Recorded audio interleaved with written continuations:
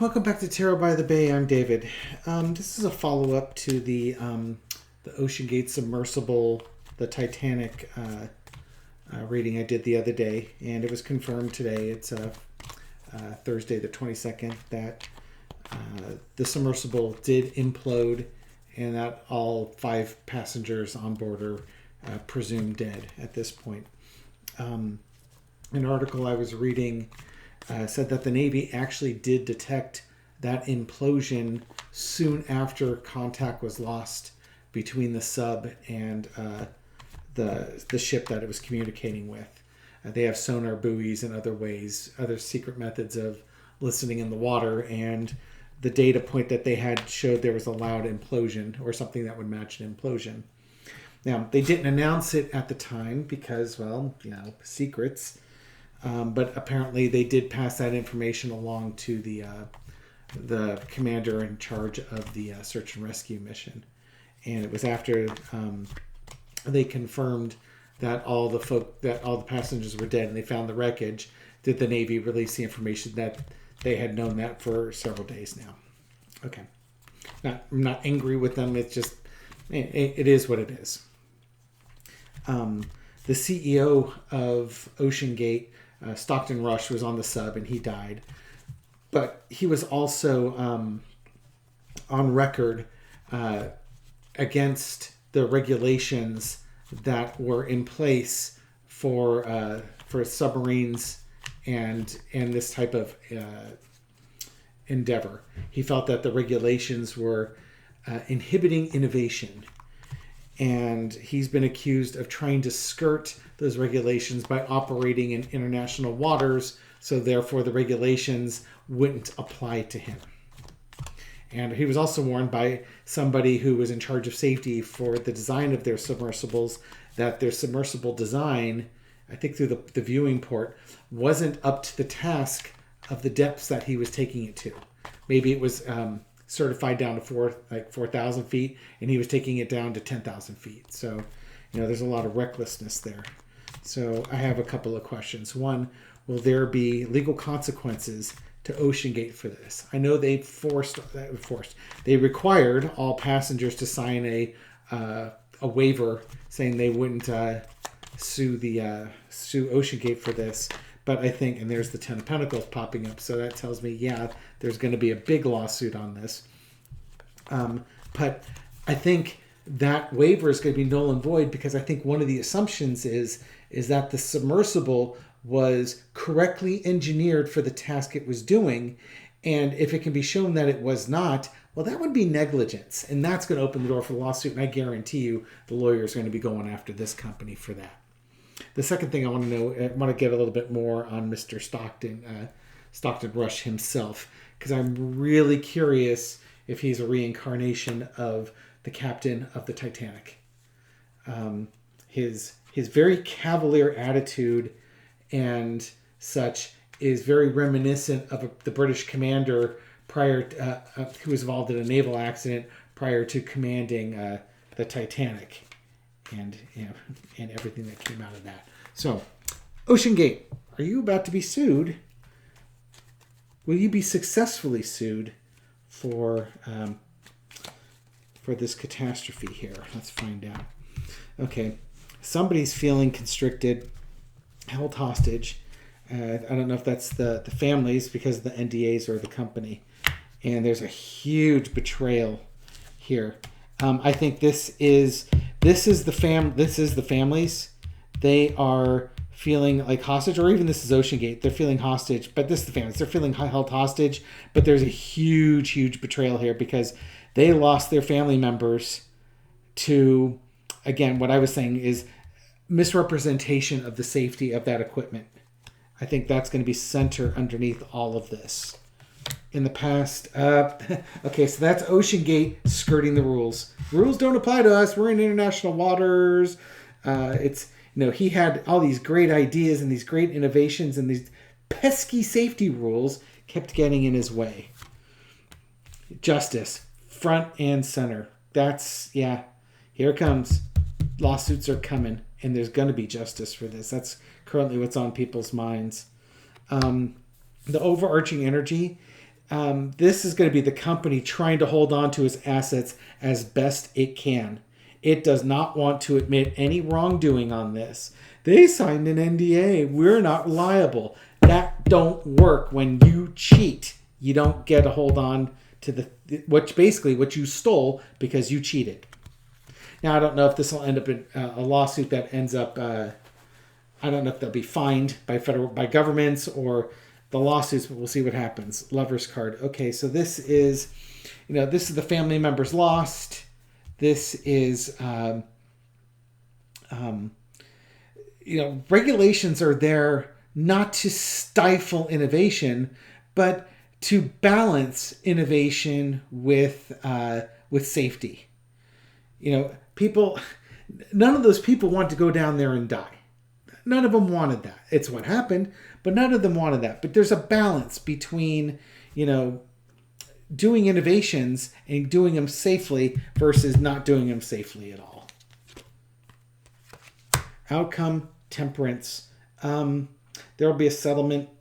OceanGate is going to settle with this. It'll be a long time in coming. Well, maybe not. It could happen quickly, but temperances tend to be a slow thing. I think the legal progress is going to, the legal machinations are going to go, it's going to go through the justice system.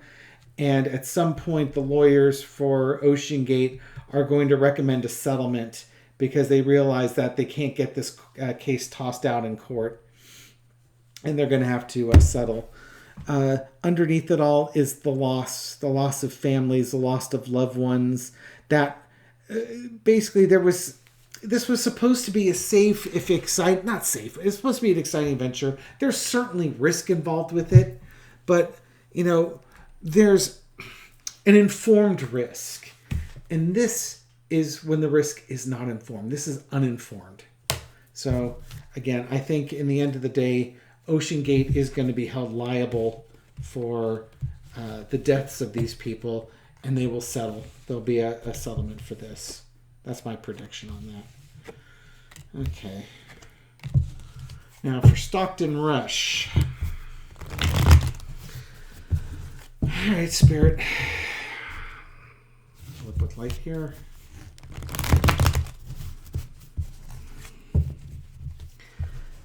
Spirit, can you shed some light? Is there a relation? Is the same soul that was inhabiting the body of Stockton Rush, is that the same soul who was the captain of the Titanic? I think his last name was Smith. Is Stockton Rush that same person? This reincarnation, I guess, in one instance, he took passengers on a ship that floated on top of the water that sunk. And the second time, he took passengers on a ship that was supposed to float, supposed to sail inside the water, and it still sunk. Seems karmic. It seems really karmic. Are these two individuals one and the same? Is it a reincarnation thing we've got going on here? I don't do too many reincarnation ones. This is another one of those things I would forward over to Melissa, the free range psychic. If you don't watch her channel, you should take a look at it. She does some great past life stuff. Okay, what do we know? Fighting. I'm going to get it right this time. This time I'm in a submersible. I'm not going to sink. I'm not going to hit an iceberg and sink. I'm in a submersible. I'm supposed to be underwater. I can see what's going on. Do I want to do a 7? I'll do a 7, Carter. Another opportunity. This time to make money. Does that mean that it's the same guy, or is he just... Or is this just telling me about this guy's personality? Making money. I'm just going to do a 4-carder, but I'll do... I like having that cross. Knight of Wands. High Priestess. Hangman. Lover's card. I'm going to go on a limb and say, yeah, it's him. Maybe because I want to believe it, but I think also underneath it is the Lover's card. It's kind of like the agreement with God to try it again. See what I mean? Like, here's God, and here he was as the captain, and now he's the CEO of this company. and he's going to get another shot at whatever the lesson was he was supposed to learn. But what ended up crossing that lesson up was a desire for money. He was given an opportunity to do it again, but this time the thing he had to overcome was greed. And he couldn't overcome the greed, which ended up clouding his judgment. His better judgment was clouded because of that. He went forward with this, but because he was clouded, his judgment was clouded by money, he wasn't safe when he did it. He went forward, but he wasn't doing it in a safe manner. He was doing it in, I'm just going to go forward because I want to manner.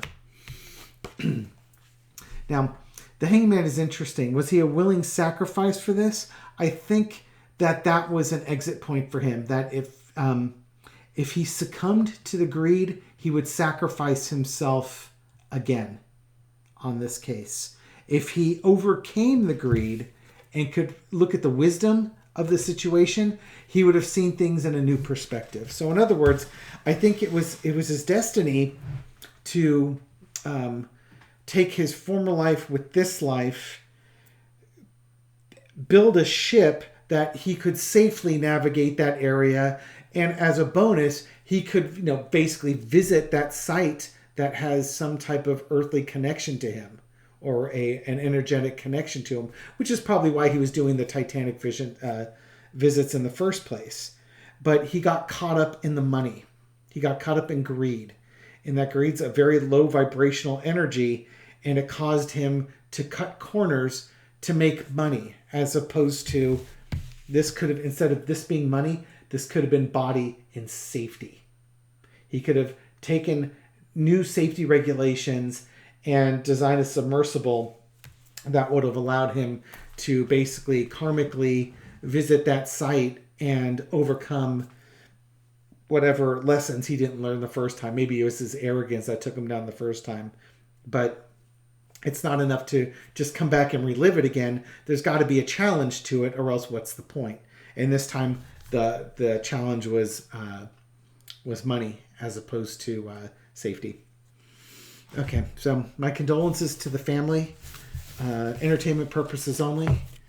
I hope you enjoyed this reading. I wasn't sure how the reincarnation reading would come out, but I think it actually came out pretty well. I'm very happy with that. Well, not happy for everybody on the ship, but I'm happy how I could at least translate it and make it make sense with the current situation. All right. Thank you very much for supporting my channel. I really do appreciate it. Thank you for leaving your comments and sharing and liking and doing all the YouTubey stuff that you do that helps the channel move along and grow. All right. I'll catch you on the next reading. Take care.